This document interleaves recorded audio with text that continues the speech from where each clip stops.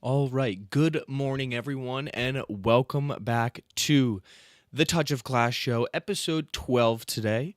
It is Monday morning. The sun has risen, raises a little bit later now because it sets a little bit later. Daylight savings time happened last weekend, but really starting to feel the full effects of it this week.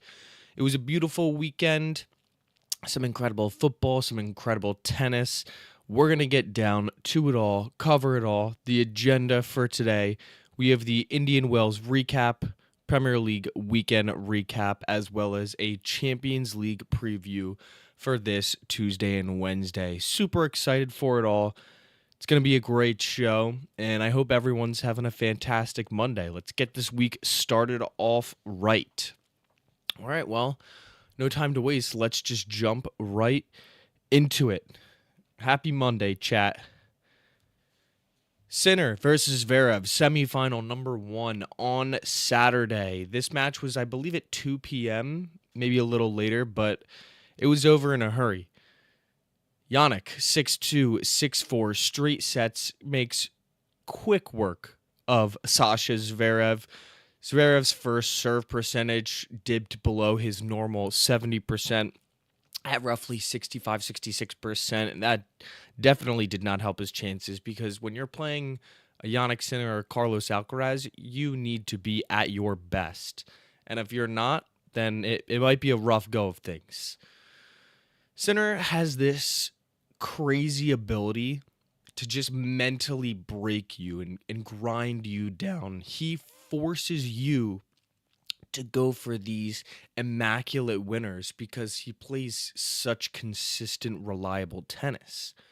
And whilst he's doing it, he's working you side to side, and you almost feel helpless because when you finally do hit that shot that feels like a winner, he gets there because his movement is so incredible now. He slides into the shots even on hardcourt. It's really quite a spectacle to see. Only him and Carlos are the ones capable of it on tour. And I guess you could throw Novak in there as well and maybe some others, but those two really are the best at it.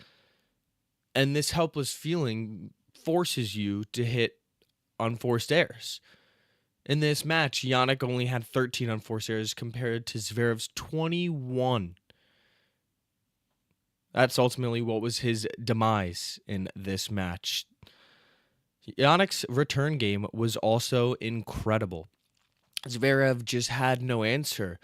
Zverev's serve is usually what gets him over the line in these tight matches, but Yannick was able to return everything. And I think that stunned Sasha because everyone on tour knows how good his serve is, yet Yannick handled it. And if you're not going to come up with anything else during the match, maybe make a live in-game change, then you're going to go down. And that's what happened quickly. The next match, Alcaraz versus Medvedev, was just pure cinema. From the start of the match until the end, Medvedev was absolutely locked in. This dude is coming with something different in 2026, a different mindset, a different attitude. He's so much more fit than he was last year. He's able to stay in these longer rallies with the top players, which is ultimately what you need to do. You need to have top level fitness, you need to have this top level skill, and you need to have top level mentality to be able to beat them. And Medvedev put it all together on Saturdays. He defeats Carlos, winning 6-3, 7-6. Carlos always says that, or I guess said that he feels like he plays Roger Federer every match. Because when people play him, they raise their skill. They feel like they have nothing to lose. And in this case, Medvedev was playing exactly like Federer. He was playing basically perfect tennis. The movement we were seeing out of him is something we haven't seen in years out of Daniil. And this, unfortunately for Carlos, ended his 34-match on hardcourt win streak. I believe it's the third longest all-time, fourth longest all-time. He had just passed Novak Djokovic's mark of 33 match wins in a row on hardcourt. I think the record still belongs to the one and only Roger Federer. But listen, Carlos is going to have tournaments where he loses. Yannick's obviously going to have tournaments where he loses. It just always comes as such a shock to us fans because of how good these two are. Finally, we move on to the final yesterday, last night, Sinner versus Medvedev. And I had high hopes for this match, and to be honest, it kind of provided. It was such a high level of tennis. We saw tie breaks again. 7-6, 7-6, Yannick defeats Medvedev to capture his first Indian Wells title, also meaning that he has now won every Masters 1000 on hardcourt. An incredible feat for him. And now he's just looking to complete all the major titles on clay, and then he will have won every major title on every surface. Something pretty incredible to think about from a kid who's still only just 24. What him and Carlos are doing is just absolutely mental. There's a new stat that surprises you basically every single week. It's quite impressive. Sinner was pulling out everything yesterday. There was a chance where Medvedev hit a great shot down the line. Yannick was barely able to get it. He did a slice kind of backhand return. It's set up nicely for Daniil Medvedev to just come and smash it. He does just that. And next thing you know, Sinner just flicks a one-handed backhand shot right over the net, a little crosser, and it just stunned Medvedev. I mean, Carlos thinks that he's playing Roger Federer. That was the most Roger Federer shot that anyone could have hit yesterday. A nice little one-handed backhand passer across the court to get the point. It was absolutely beautiful. Yannick was locked in. His first serve win percentage was 91% compared to Medvedev's just 77%. Yannick's return points were also incredible. His return of serve in this tournament just showed, I think, a new side of Yannick. He's always been able to return well, but this new movement that he's kind of added within this past year and a half really allows him to not be scared of first serves. Like Sasha Zverev is one of the best servers on tour. Medvedev's service game this tournament has been incredible, and he just nullified all of it. Yannick's first serve return percentage on points won was 23%. One in every 4 first serves Medvedev hit, Yannick was returning it and winning it, compared to Medvedev's just 9%. It was an absolute serving clinic all around today from Yannick Sinner, whether it was his serve or defending the serve. Yannick actually had 7 more unforced errors than Medvedev last night. He just was able to lock in on the service games. And this is a huge win for Yannick, for a guy that is supposedly in bad form just because he didn't win the Australia Open, got knocked out by Djokovic, and lost to Jakub Mensik, a young kid in the Qatar Open. Bad form, and yet he still wins a title. It's pretty immaculate to think that that's what we're dealing with Carlos and Yannick these days. Amazing Indian Wells from the men's singles side. Such a great tournament. It always is. I look forward to it next year, and now we're on to the Miami Open. It seems as though there's a lot of rain forecasted, though, so we'll see what ends up actually happening with that. It's the weather is not looking great, but by any means. The draw comes out. I'm not sure when the draw comes out. Oh, the draw might already be out. I don't know. I'll have to look into that. Look at that. Terrible podcasting right there. But in all seriousness, we'll get back to Indian Wells coverage as there is the WTA as well. In the semifinals, Arina Sabalenka took down Linda Noskova 6-3, 6-4. Pretty handily win for her as she sees herself into yet another final. Sabalenka is just absolutely on one this past 2 years. She feels unbeatable from most players on tour. The only player that's really giving her trouble right now is Elena Rybakina. And it was Rybakina who took down Alina Svitolina 7-5, 6-4, securing her spot in the final, also securing her spot as the number 2 player in the world. She overtakes Iga Swiatek for that title, and Elena Rybakina is now officially your women's world number 2. Now, in the final, Aryna Sabalenka versus Elena Rybakina. This was a 3-set thriller. And ultimately, Sabalenka takes it in a tiebreak in the third set, 3-6, 6-3, 7-6, to claim her first Indian Wells title. The baddest, as Molly's saying in the chat. Fair enough. Aryna Sabalenka is, I believe, now 3,000 4,000 points ahead of second place. The gap just widens, and incredible tournament for her. She's just gotten engaged. A nice little treat for her and her fiance. She also got a little puppy. The dog is so cute. So a nice week all around for her. Probably one of the best weeks she's ever had, to be honest. That's everything tennis. Quick little tennis segment today because we just covered the semifinals and final, but boy, was it exciting. And it was worth it. Now, let's just move on to a Premier League recap. And I just got to start by saying this weekend, we had a goal shortage. There were no goals. No one felt like they were in the goal scoring mood. And, sometimes you get those types of weekends. Bournemouth versus Burnley. Let's start it off with a 0-0 draw. This game could have been a text message from the Premier League. They could have just issued one at the early window just saying, listen, no need to watch. This is a 0-0 stinker. Go back to sleep and wake up for the next slate of games because no one needs to see this.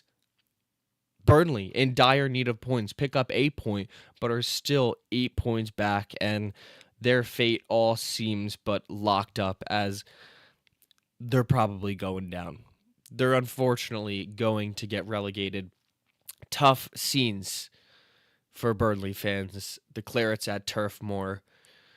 They needed those 3 points badly. Next, Sunderland versus Brighton. Brighton wins 1-0.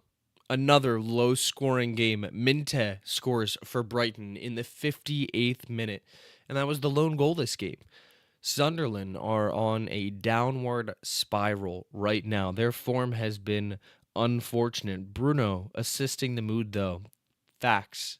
We're going to get to Bruno in a little bit in Manchester United, but Bruno Fernandes, he's looking like the PFA Player of the Year.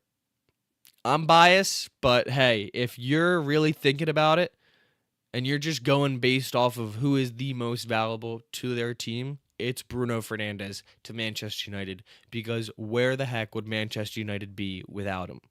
But we'll get there in a moment. Sunderland need to stop the bleeding. And unfortunately, the game that they're going to need to do it in is against Newcastle. A massive rivalry, arguably one of the biggest rivalries in England, one of the most historic rivalries. And Newcastle are just feeling that they need to release something. Yes, they beat Chelsea, but they have Barcelona coming up this week and are probably going to see themselves knocked out of the Champions League. They're going to want to take out that anger, and it's Sunderland who they're coming for. Gabriel, Player of the Year. Nah, none of that. Come on now.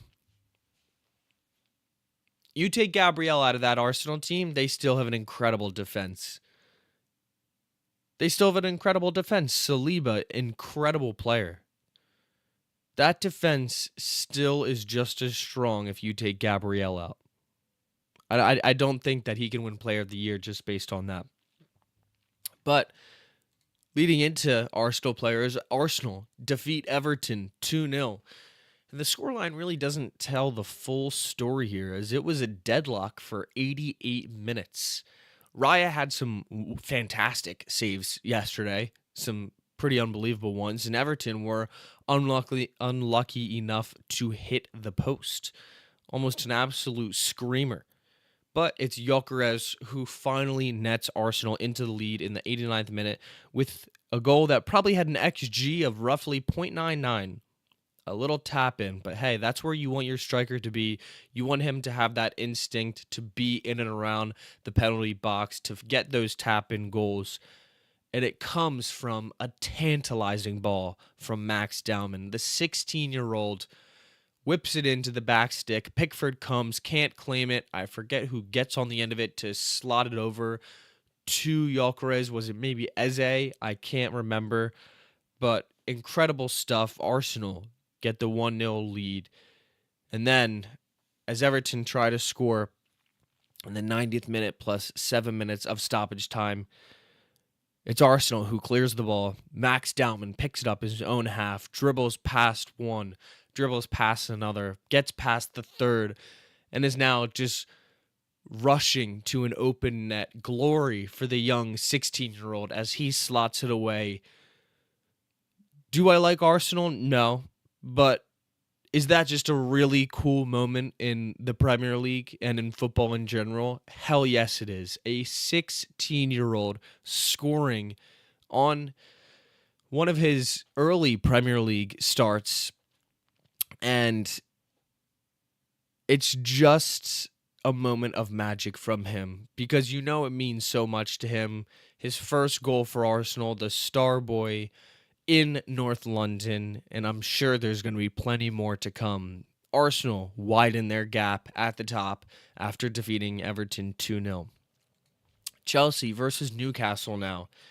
And Anthony Gordon scores in the 18th minute. And yet again, this was the only goal scored in this game. Did teams know that they could score this weekend? What did we have a special where, keeping a clean sheet was 50% off? Were teams just not awake to scoring goals this weekend? What happened here, Premier League? Nonetheless, Chelsea desperately needed these points, and they picked up 0. And now they see themselves sat 6th in the table behind Liverpool and Villa. I'm not sure who they still have to play. Let's do a quick little search if Chelsea still have to play many of the top 4 left. I do know that they still have to play United and Arsenal. Let's see, they still have to play City, United, Liverpool, Tottenham. Wow. 4 really tough matches. They do not still have to play Arsenal. They played them a few weeks ago, correct. So they still have to play 4 big teams. Well, Tottenham, big team. Tottenham look like they're going down. They just are so unconvincing, but we'll get into that Tottenham game in a little bit. The question with Chelsea is going to be, if they don't qualify for the Champions League, is Liam Rosenior going to be out of a job? Because Chelsea have shown their impatience with managers before, and it just feels like if he doesn't get them there, they're just going to say, well, we tried. Time for someone new. And that could just add another team in the mix for coaching searches, which could encapsulate Liverpool, Manchester United, but potentially Newcastle if they get rid of Eddie Howe. Some other big teams as well. Tottenham are going to be looking for a new coach to either coach them in the championship or just steady the ship and maybe get them mid-table next year. It's going to be a wild summer this summer. But we move on to West Ham versus Manchester City. Manchester City needing a vital win here. They've seen Arsenal take the points to take a lead at the top. I believe that lead is now up to 9 points, despite City having a game in hand. If they win that game in hand, it will be 6 points. But still, the later it gets into the season, the more it just feels all too late for the citizens as Arsenal look to wrap this title up. It's Bernardo Silva who opens the scoring at the London Stadium against the Hammers in the 31st minutes to get City on the board. But their lead did not last very long. It's Mavropanos, the center back, the Greek center back for West Ham, who levels it in the 35th minute for the Hammers. And that would be the end of the scoring. It finishes 1-1, and the gap at the top widens while the gap at the bottom tightens. West Ham still in the relegation zone on 29 points, but Forest and Tottenham are right there. They're quick on everyone's heels at the bottom there, and it is going to be a thrilling finish in the relegation battle. West Ham with a vital point to see themselves level with Forest on points. Forest with goal differential only keeping them above them as of now. We'll move on to Palace versus Leeds. Again, this game was boring as all get out. Another 0-0 draw. And really, it's Palace who should be looking at themselves as Goodmanson gets a red card in the end. Excuse me. At the end of that first half for Leeds in, I believe, the 45th minute plus 5 minutes of stoppage time. So Palace played a full 45 minutes against 10 men and still couldn't get that vital goal that they so badly needed.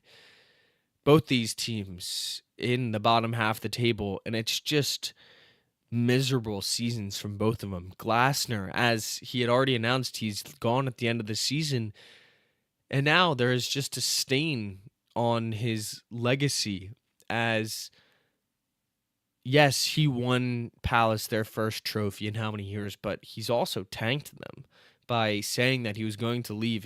He's mentally gone. He's out of it. He's into his next job already, and I'm curious what that job's going to be. I don't think it's going to be Manchester United. It could be, but I don't think it's going to be. And is Tottenham really an upgrade? I doubt it's going to be Liverpool. Maybe Chelsea an outside chance, but it's going to be interesting to see what happens with Oliver Glasner going forward.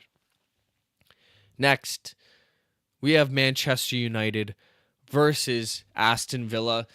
And leave it to United to save this Premier League weekend, scoring 3 goals, defeating Aston Villa 3-1, the highest scoring game of the weekend, with just only 4 goals. Such a turn of pace from previous years. Usually it's United that would be involved in those 1-0, 0-0 results, but this year, the goals are firing. The goals are pouring in. And Bruno gets 2 more assists, now putting him just 4 off tying the Premier League record with Kevin De Bruyne. And yes, Schultz, your oh-so-beloved Thierry Henry. With, 5 games to go? 6 games to go? Let's see how many matches are left. Manchester United still have 8 games to play, and he needs just 5 assists to break the record. It's possible. It is most definitely very possible. And if he does break that Premier League assist record, you better believe that he will be PFA Player of the Year. I don't give a damn if we don't win the title. We will be 3rd place. We might even catch City for 2nd place. And then in that case, he will single-handedly have earned us Champions League football. And I'm going to start putting Bruno Fernandes into some nasty conversations with some of the greatest Premier League players of all time. He makes this team tick. He is our general. He is our magnifico. He is our talisman. He makes Manchester United the team that they are this season. Mind you, he also was playing as a center mid for about half the season under Ruben Amorim, and whether that was the right decision or wrong, in retrospect, the wrong decision. If he was playing at the 10 this entire season, we probably would have seen 25 assists or so. Not to mention the sitters that Sesko has missed late in games just because the game was already killed off, that Bruno could have another 2 to 3 assists. He really should be on 18 or 19 assists right now. It's pretty just outstanding stuff. Bruno Fernandes, what an incredible player you are.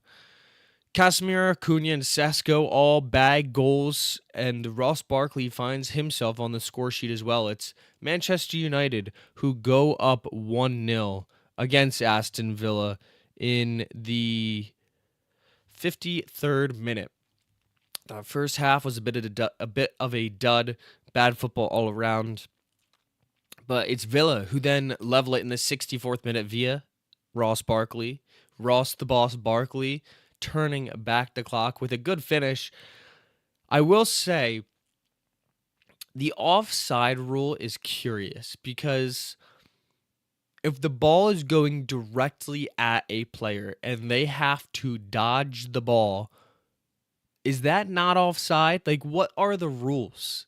PGMOL needs to clarify the offside rule better because I was always under the opinion that if you hit the ball and it's going directly towards the net, if the defender moves out of the way of it, that is affecting the goalkeeper's vision. It is affecting the goalkeeper's mindset and how to save it. It should have been offsides.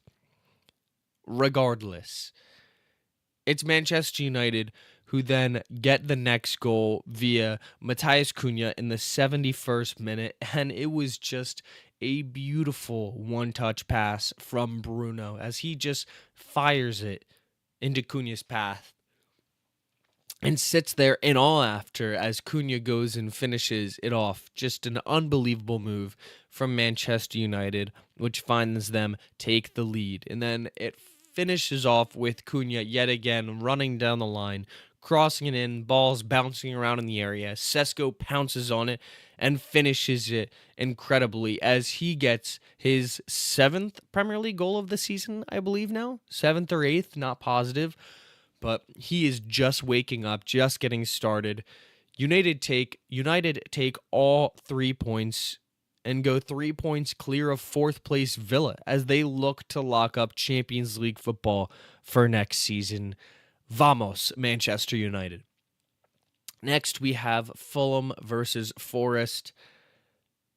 Would you be shocked if I told you it was another 0-0 draw? Because it was. 0-0 stinker on our hands. Another one. Forest find themselves still level on points with West Ham at 29. If they would have won this one, they would have given themselves that little cushion of safety. A 3-point buffer, or 2-point buffer, I should say. And they would have gone above Tottenham as well. Forest are in such a dangerous spot right now as they already know they're going to be losing Elliot Anderson and Morgan Gibbs-White this summer. They'll probably lose other players as well, other good players. But that threat of relegation looming in the air is just so terrifying for teams. It's almost easier when you are in a Wolves position where you already know you're going down and you're just playing for the fun of it now. You're just enjoying your Premier League football. But it's Forest who now are worrying, just waiting to go down. Tough scenes for Forest fans. Final match yesterday, Liverpool versus Tottenham. El Sakiko provided a hilarious result as it's Liverpool who draw Tottenham 1-1. Liverpool had the lead for almost the entire game. A pretty decent free kick from Dominic Szoboszlai sees them take the lead in the 18th minute. Vicario, maybe you expect him to save it. He gets a hand on it, pushes it into the roof of his net. As a goalkeeper, those are always tough. Should he have done a bit better? Maybe. Should he have saved it? I'm not necessarily saying that, but it is questionable because he has been in poor form recently. But as Liverpool look to wrap up all 3 points and go into that vital fourth position, United are still in third. They would have overtaken Aston Villa, I believe, on goal differential. It's Richarlison, the Pigeon, who scores in the 90th minute, one of the last kicks of the game, to snag an oh-so-vital point for Tottenham. And it's just embarrassing all around from both teams. It really is. It's just not good football. It's just bad. Slot's team look disjointed, unmotivated. Virgil van Dijk is making clear mistakes, just passing it to no one. Tottenham drop their heads as soon as a goal goes in. Both of these teams are spiraling downhill, and both are still in the Champions League, at least for now. For this week, we'll see what happens in the preview. Last match of the Premier League game week was Brentford versus Wolves. Is, as that is today at 3 p.m. or 4 p.m. I'm not sure if daylight savings time has hit Europe yet. So we'll check on that. Wolves, for sure, look to be going down. Brentford need the win today to keep themselves in European position. That is all for the Premier League, though. We'll now move on to the Champions League preview. And boy, do we have an exciting week of Champions League games ahead. Tomorrow, starting us off, we have Sporting versus Bodo Glimt. And Bodo Glimt are going with a 3-0 lead to Portugal. Give me Sporting to win the match 2-1, but ultimately it's Bodo Glimt going through on aggregate 4-2. This team is just so exciting. The Norwegians are absolutely electric at home. They're decent away from home, getting that victory at Inter Milan as well. It's just exciting. The 2019 Ajax team vibes are back. Can Bodo go on to do something special in this Champions League tournament? Potentially. Let's see. Next, we have Arsenal versus Leverkusen, and Arsenal still in all 4 competitions as they look to complete possibly a quadruple. Nah, it's not going to happen. They got to worry about winning 1 trophy first, and it's Leverkusen who stand in their way in Europe. This game's back at the Emirates. I actually love Arsenal to go ahead and win this 1-0. Just a staunch defensive game from them. I think they get a goal early via a corner kick, maybe Saliba in the 28th minute, and then they defend their lead and move on to the next round of the Champions League. That's how I think this game is going to go. Let's see how it plays out. Next, we have Chelsea versus PSG. Chelsea back at Stamford Bridge, and they just need a win. They're probably not going to move on to the next round. They're down 3 goals on aggregate. It's currently 5-2. They have little hope to go forward. I just don't think this Chelsea team has the guile, has the guts to get themselves back in front of PSG, the reigning Champions League title holders. I think this game is going to be a 2-2 draw with PSG advancing easily into the quarterfinals. Next, we have City versus Madrid. And let me tell you, I think City, even though they're at Madrid's beck and call, I think they get back in it. I think that they make this one interesting at home, and an onslaught of goals from the citizens starts to occur. I think they actually level it. Take a lead in this game 4-1 to make it 4-4 on aggregate as they head into extra time, and then Omar Mamouche wins it 5-4 for Manchester City in extra time to send them through to the next round of the Champions League. It's bold, I know, I get it. The odds are stacked against City, but I think that they go ahead and win it. If you get this Real Madrid team to drop their heads, maybe take a 2-goal lead, they will, and they will start to crumble. There are cracks in that Real Madrid team. You just need to start pouring water in it. And it's always raining in Manchester, so we might see City just do that. Next, we have Barcelona versus Newcastle. 1-1 on aggregate as UEFA Lona get their penalty kick at the end of that first game. Lamine Yamal slots it. And unfortunately for Newcastle, it just feels like Barca are going to go back to the Camp Nou and take all of the points here. There are no points in Champions League. They're going to get through to the next round. That's what I meant to say. It's Monday. We're just getting the brain turning now. But I think Barcelona actually won this pretty convincing 3-1. I think that they're just a far better team. Newcastle is a hard place to go and play. We've seen many teams go there and put up bad results. So it's understanding that Barcelona would have played poorly. But now back in their own home turf, in their own home stadium at the Camp Nou, such a historic stadium. So many Barcelona teams have gotten the job done there, and I think this Barcelona team does the same.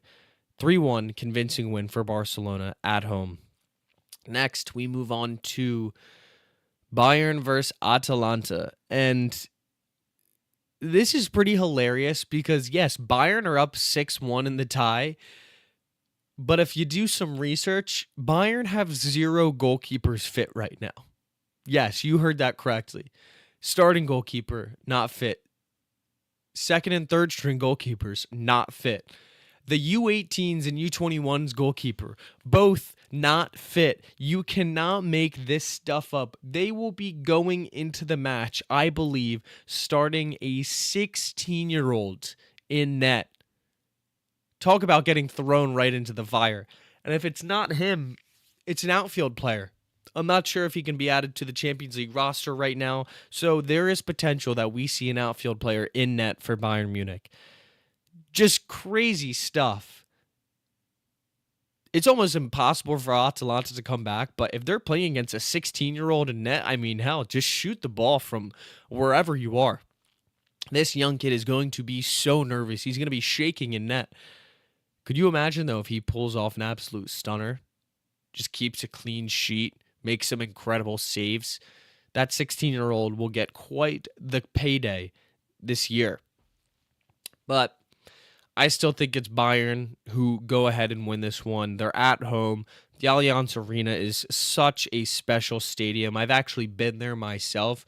And let me tell you, those Germans, they get that stadium rocking. It is pretty incredible. It's a spectacle to see, especially on Champions League nights against an Italian side. I saw them play Lazio there back 2 years ago in the Champions League.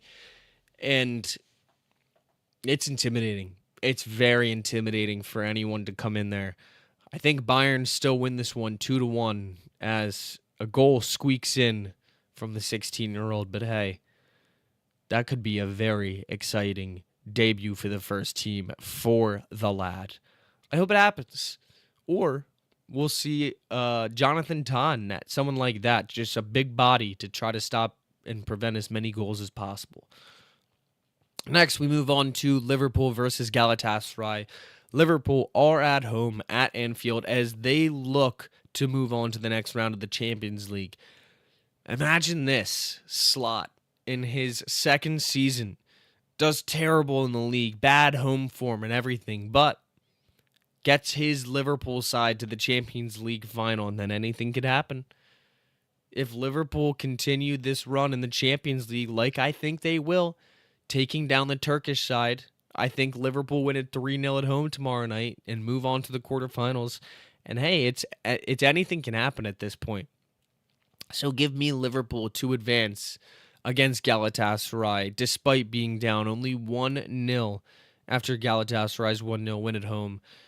Liverpool move on to the quarterfinals.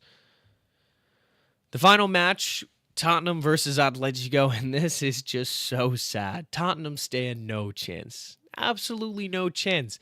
I'll be shocked if Igor Tudor is even in charge tomorrow night, or should I say Wednesday night, for the match. If he is, then he'll probably be going after it. It's just so embarrassing seeing what Tottenham has turned into. You think every week it can't get worse, and then you think of that meme. It can't get worse. It can. It definitely can. And it is. It's getting worse for Tottenham by the week. Give me a 1-1 draw because at least that's semi-respectable at London Stadium. But who knows? Atletico might just go and put the beat down on them because that's who Diego Simeone is. Give me Atletico to obviously advance here. And that wraps up everything Champions League. And that concludes the show. I hope you guys enjoyed. Please leave a comment and subscribe. Leave a like as well. In that comment, let me know who you think is going to win in the Champions League this week. Let me know what your thoughts are on Indian Wells and Yannick Sinner's current form. I posted a video last night. Go check that out. The future stars of tennis. Who is going to have the best 2026? The answer might surprise you, or it might not.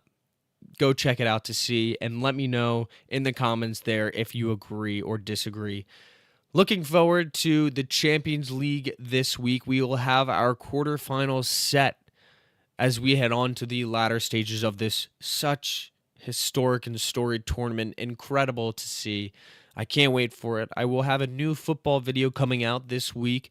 Not sure the topic. It's either going to be on title winners. Getting ahead of myself here. Title leaders, Arsenal at the moment. Or it'll be on Senna Lammens, the Manchester United goalkeeper, who's come in and absolutely transformed our defense. Still not sure which will be put out first, but both of those videos are in the works. So have an eye out for those. Thank you for watching, and I'll see you guys next time.